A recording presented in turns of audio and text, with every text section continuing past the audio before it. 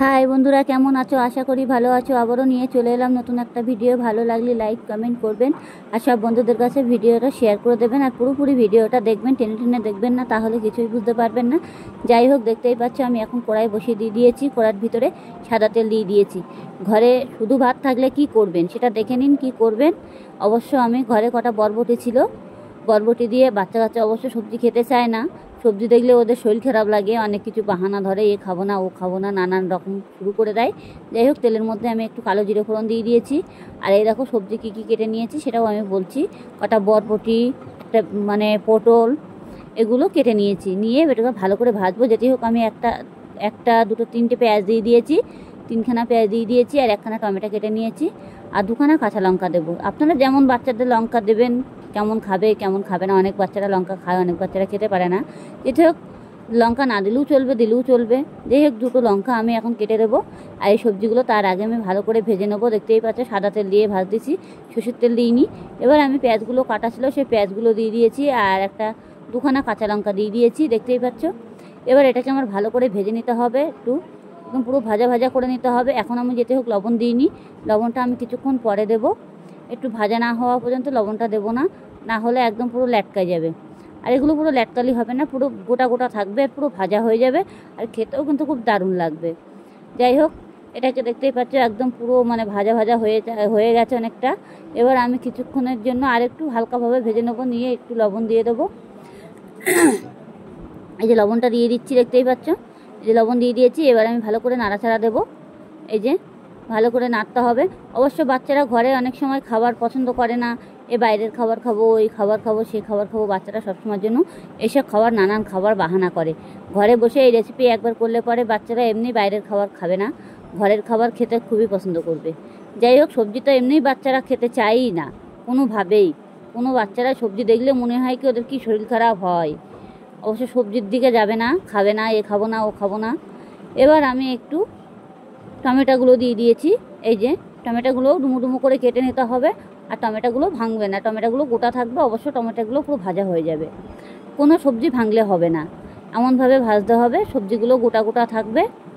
এবার আমি হলুদ আর একটু হালকা জিরের গুঁড়ো দিয়ে দেবো এর ভিতরে, দিয়ে ভালো করে ভেজে নেব।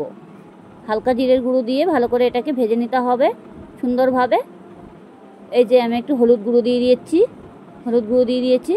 এবার আমি একটু দেবো জিরের গুঁড়োটা নিয়ে আমি এবার দিয়ে দেবো, দিয়ে এটাকে ভালো করে নাড়াচাড়া দিতে হবে। যাই হোক, জিরের গুঁড়োটা এখনও দিইনি, জিরের গুঁড়োটা দিয়ে নেই।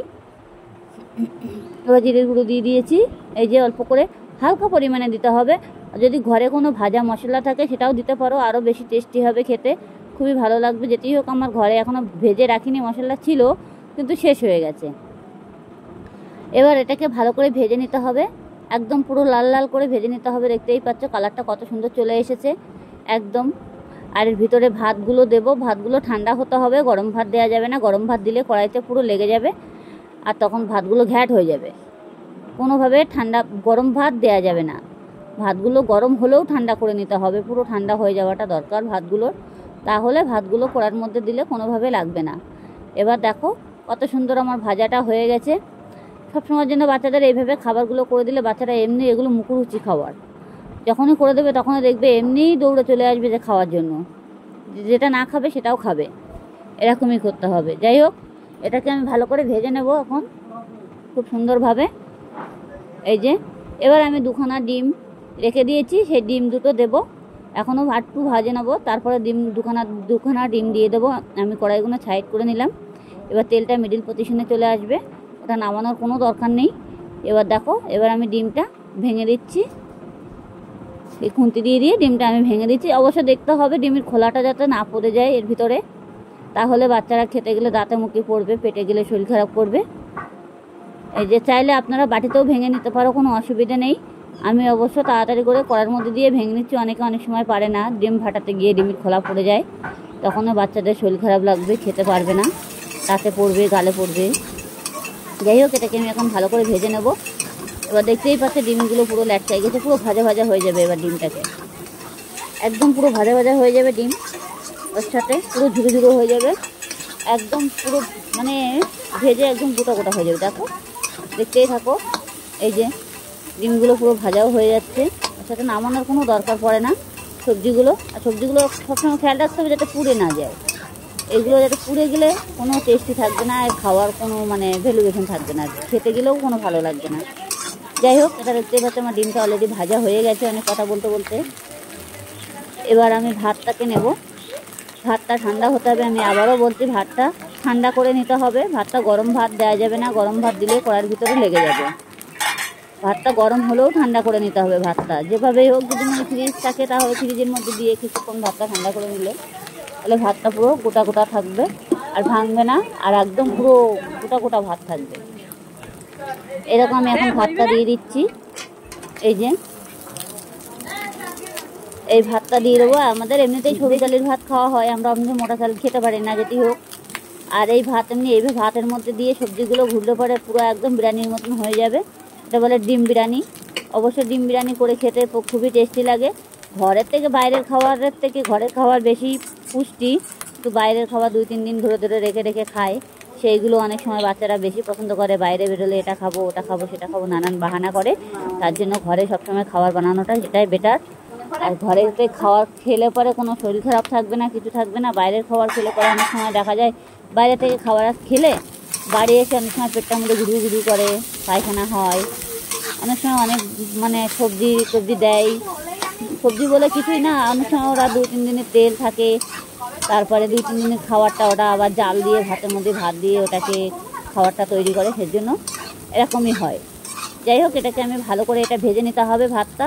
যদি মনে করবে যে গ্যাসটা লেগে মানে ভাতটা লেগে যাচ্ছে, তাহলে গ্যাসটাকে ছোটো করে দেবে। যদি মনে করবে লাগছে না, তাহলে গ্যাসটাকে বাড়িয়ে দেবে, অসুবিধা হবে না। আর অবশ্যই গ্যাসটা বাড়ানোটা খুবই দরকার। গ্যাসটা না বাড়ালে পরে তখন কী হবে, ভাতটা তখন ঝাড়া ঝাড়া হবে না।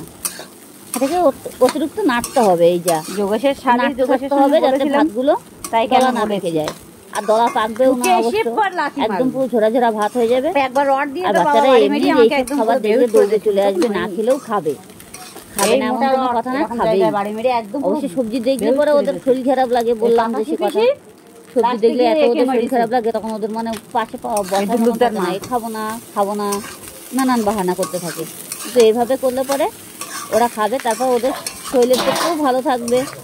এমনি সবজিটা বাচ্চাগুলো বেশি পছন্দ করে না, বড়রা যতটা সবজি খেতে পারে বাচ্চারা খেতে পারে না। খাবো না, ওদের ডিম দাও, মাছ দাও, মাংস দাও সবসময়ের জন্য, তাহলে এগুলো বেশি পছন্দ করবে। যাই হোক, এটাকে আমি ভালো করে এখন ভেজে নিচ্ছি। এই যে অলরেডি দেখতে পাচ্ছি ভাতগুলো পুরো ছাড়া ছাড়া হয়ে গেছে, আর একদম পুরো পোলাও ভাতের মতন হয়ে গেছে ডিম দিয়ে।